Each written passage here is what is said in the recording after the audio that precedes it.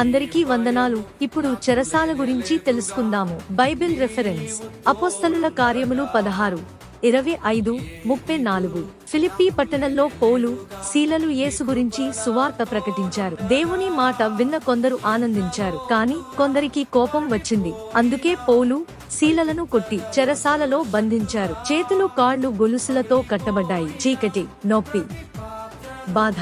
కానీ అర్ధరాత్రి వేళ వారు ఏడవలేదు, భయపడలేదు, ప్రార్థించారు, దేవుణ్ణి స్తుతించారు. అప్పుడు అకస్మాత్తుగా భూమి కంపించింది. చెరసాల పునాదులు కదిలాయి, అన్ని ద్వారాలు తెరచుకున్నాయి, అన్ని గొలుసులు విడిపోయాయి. జైలరు పరిగెత్తుకొచ్చి భయపడ్డాడు.